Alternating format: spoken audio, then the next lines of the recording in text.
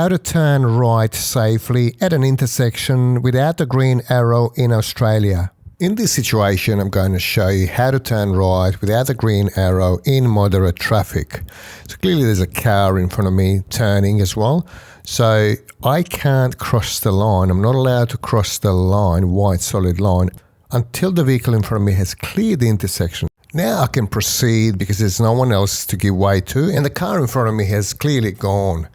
To have a better understanding, it is very similar situation, almost identical as if I was standing right without the green light or red light controlling the intersection, like here. So you've got to wait until everyone's gone through so you can safely proceed without interfering with any of the traffic coming from the opposite direction. The major difference at the traffic lights is that you have a time limit. So that is why you have to keep an eye on the lights. You have to intercept if the lights are changing. That way you will not get stranded in the middle of the intersection after the light changes. In this situation, I can proceed straight into the middle because there was nobody in front of me. So the car behind the white car is not turning. I still have to be cautious because sometimes they try to overtake the car even when they shouldn't, where there's a white solid line dividing the two lanes, prohibiting overtaking within the close proximity of the intersection. Once again, it is the most important that you keep an eye on the light, because if the lights change, your primary focus should switch immediately to the cars that are coming from opposite direction, because the other side, the traffic lights will change at exactly the same time. So once you're sure that everyone is slowing down, you can proceed.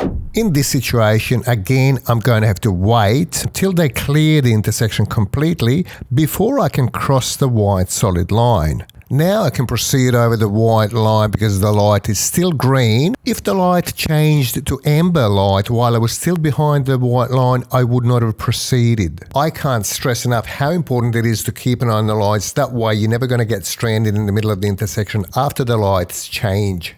Now we're in busy traffic, so it's a totally different game. So basically, you've got to understand that you might need to wait a little bit longer to proceed, particularly during peak hour times. Never panic while you drive in a car. Panic can deplete your ability to make rational decisions. See, in this situation here, it's even raining and it's pretty busy traffic, so you've got to keep an eye on everything. Cars, how often you wipe your window. We have a separate video on how to use wipers and the misters, so check that out. This is the easiest option. You've got a green arrow, but again, you've got to keep an eye on the lights. A lot of times we have people calling us, they failed the driving assessment, they didn't realize it was a green arrow. Some people call it being overcautious, but then you're going to hold up the traffic behind you as a result. So you've got to proceed if it's a green arrow, so you shouldn't stop in the middle. See here, once again, it is very much the same situation as being at the traffic lights without the green arrow. You would have to give way, but the only major difference is time limit before the light changes. One of the most common mistakes in a driving assessment is when someone's got the green light without an arrow, like here, and this car is clearly not proceeding, it's standing there. And also you got to understand that some intersections don't have green arrow at all. So when would you proceed? So in this particular situation, the white car driver should have gone in the middle to wait for the traffic from the opposite direction and then proceeded after it's safe to do so. Clearly there's no vehicle in front of it, so they should have crossed the line and waited in the middle.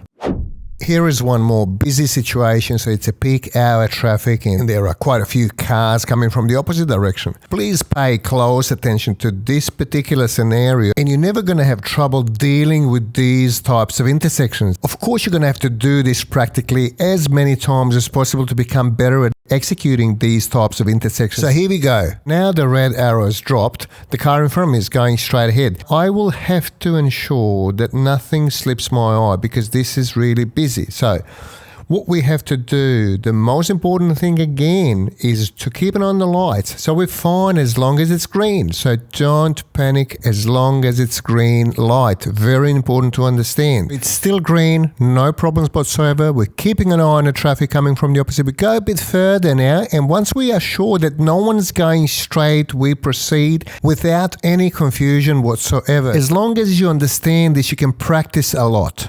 In this particular situation, I'm going to show you somebody else's mistake. So you shouldn't do this, particularly in the driving test, because that would mean immediate fail, okay?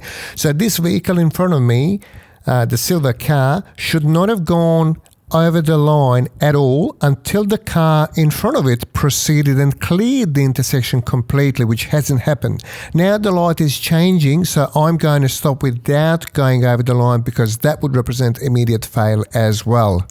Again, we've got a green arrow, so this is easy, but don't wish the things were easier, wish you were better. So you can become better with a lot of practice and full understanding how to execute the intersections without the green arrow. If you're taking a driving assessment early morning or late afternoon, you would expect busier traffic. Don't rush through, don't try to beat the lights. At this intersection here, I'm not going to rush, the light is changing now, so I'm going to slowly stop before I overshoot the line. Make sure you don't overshoot the line as well. Now I'm going to wait until the red arrow drops. By the way, if you overshoot the white solid line on a red light, that would be automatic fail.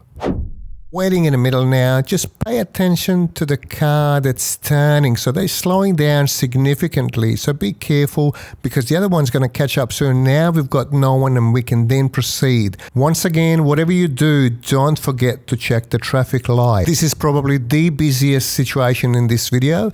And it was about 5:30 in the afternoon. So clearly no one in front of me. So I can go up to that white square. So you've got to pay attention to where that square is. So that's the furthest point you can move up to, okay? So clearly now I'm going to have to wait. The most important thing that I need to understand that the light is still green. As long as it's green, we don't have any problems whatsoever in this particular point where we're standing. The red car on the opposite direction should have moved in the middle as well because they have exactly the same situation. There's no red arrow for that car either, so now they're moving. Now, the time of crisis is when amber lights go on. Now we've got to pay close attention whether the cars are proceeding or stopping. So it was easy to establish that they were stopping. Don't panic if someone's trying to beat the red light from the opposite direction. So even if it goes red on your side, if you go partially through the red light, that's no problem. As you could see, I went partially through the red light, but that is sometimes necessary, particularly in a busy traffic, as you could just see. You have approximately 3 seconds before the other direction green light turns on. Thank you for watching. Feel free to ask any questions in the comments below. Drive safely and we'll see you in the next video.